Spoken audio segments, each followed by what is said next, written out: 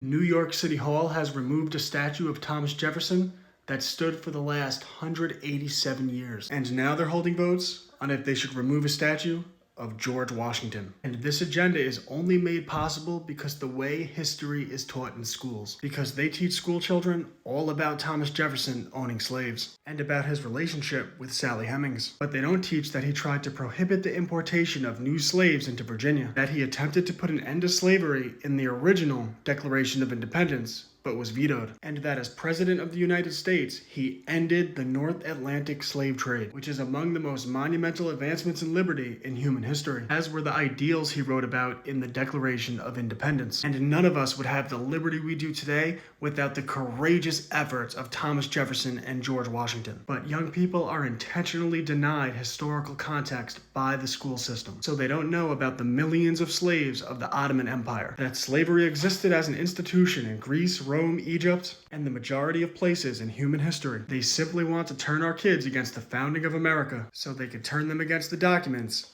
that secure our rights. It's why I write books on free speech, the Second Amendment, the history of fake news, the banking system, and more, and teach courses on the true history of America. Because our kids should know their rights. ClassicalLearner.com. People are justified in being outraged about the statues being torn down all over the United States of America. But they don't aim that outrage, or they don't harness that outrage and use it in a productive way. They just say, look at those dirty commies. Look at what they're doing to the history of this country. They're erasing our history. They are teaching our children to hate their ancestors and the United States of America, to hate the face, literally, to hate what they see in the mirror. And that's the answer right there.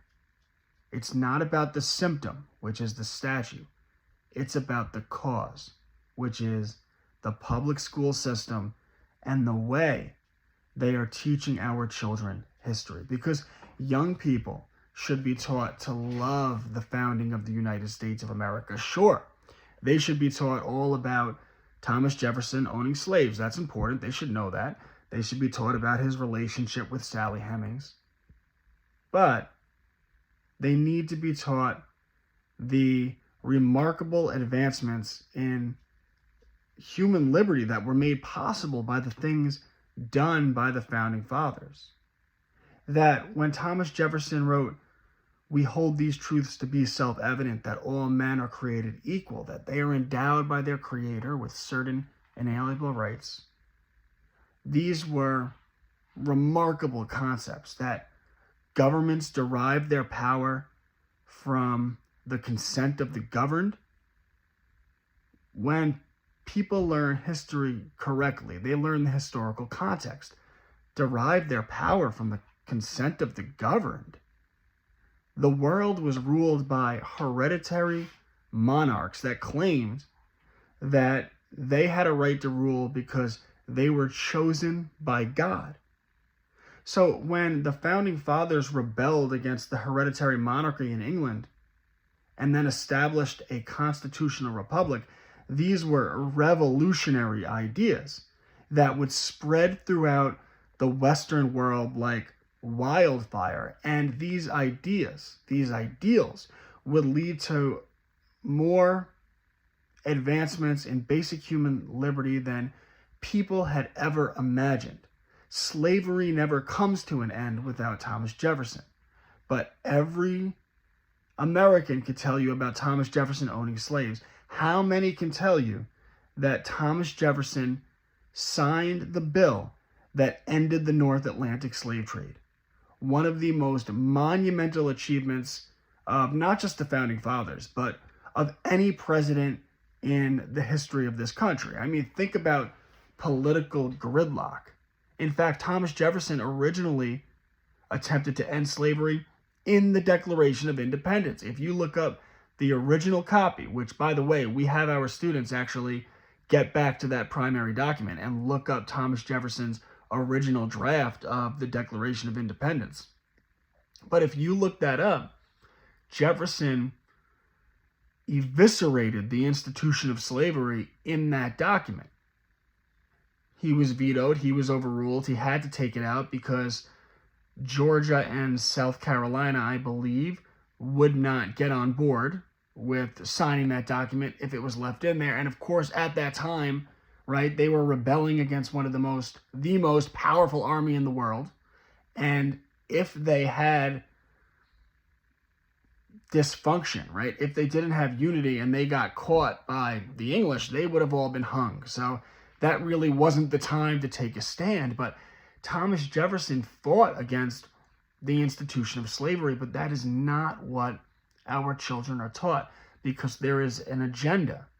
And that agenda is to turn our children against the founding of this country, because then they can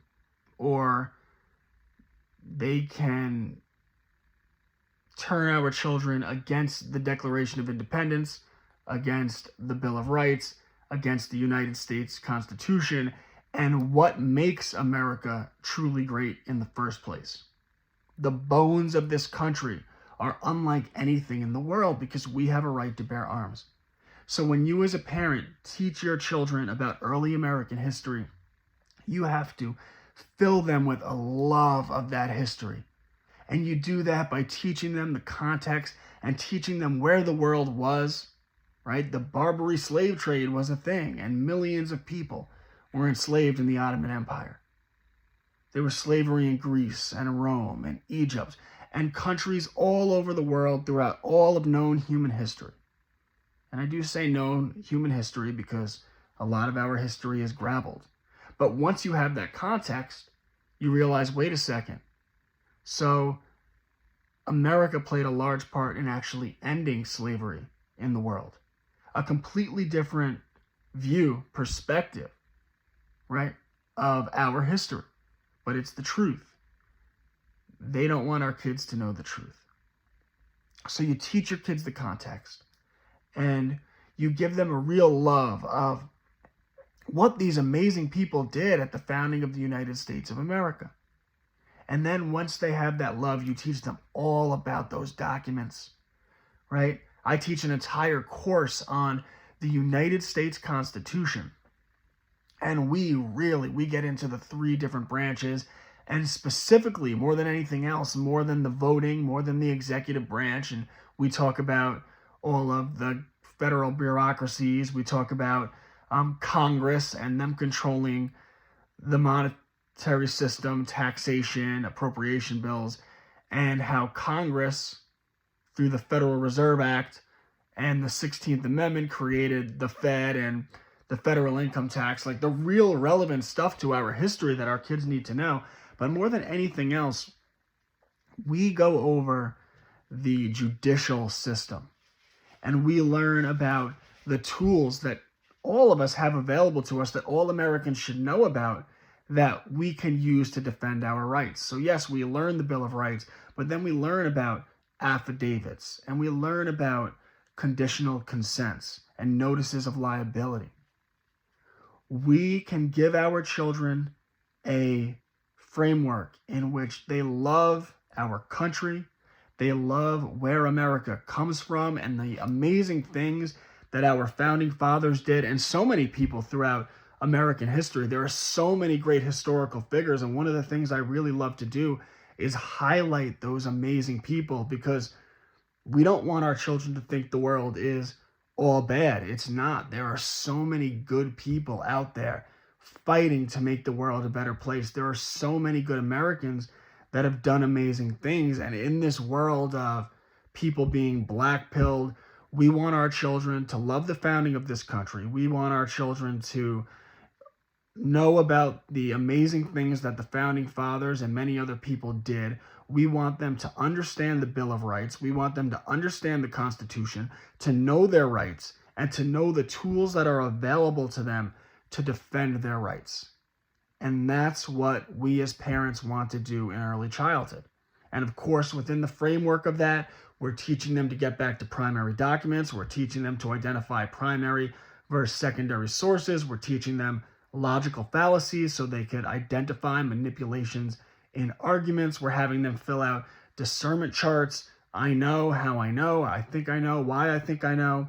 And I heard, and where I can look, we want to give our children a framework that will empower them to see through the lies, to love their country, to defend this country, and to defend their God-given rights.